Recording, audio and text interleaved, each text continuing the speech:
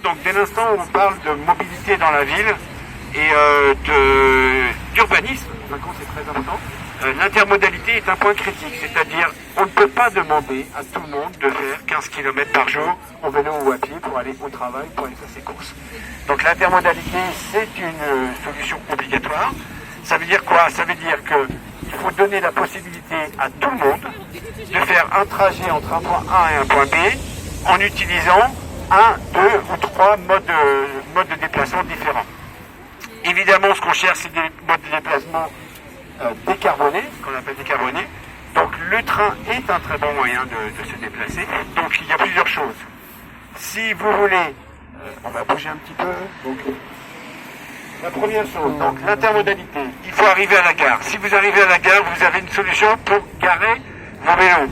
Et on dit bien garer vos vélos, c'est-à-dire que on est en Île-de-France, on a un réseau ferré qui est très très bien déployé, donc tout le monde ne vit pas si loin de ça d'une gare. Donc la possibilité de garer son vélo tout près de la gare de façon sécurisée. Le vol est un souci majeur, voilà. Si on ne veut pas garer son vélo, il faut donner la possibilité aux gens aussi de rentrer avec leur vélo dans le train. Alors donc la politique généralement qui est aujourd'hui dans les autres pays, c'est de dire on peut rentrer si on a un vélo pliant. Donc il y a des vélos pliants qui existent. C'est vrai que ça facilite la chose. Quand vous êtes en dehors des heures de pointe, honnêtement, le vélo pliant n'est pas une obligation et devrait être autorisé. Voilà. Le troisième point, donc, par rapport à donc deux choses, il faut donc faciliter l'accès aux gares, aux handicapés, mais aussi aux gens avec des vélos, d'accord.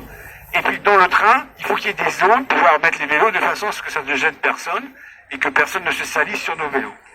Une fois que vous arrivez à l'arrivée, deux solutions. Soit vous êtes parti avec votre vélo, vous dépliez votre vélo et vous allez à votre travail ou au lieu où vous voulez aller.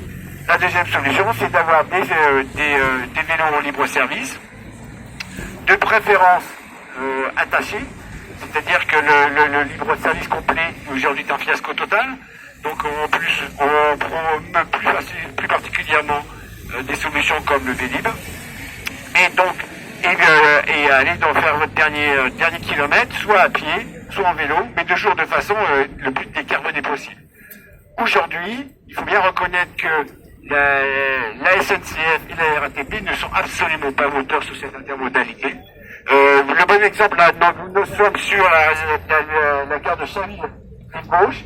Il y a une énorme place juste derrière la voie là-bas, ça va permettre de mettre un garage à vélo à multi-étages, qui fonctionne très bien. Et bien, rien n'est fait.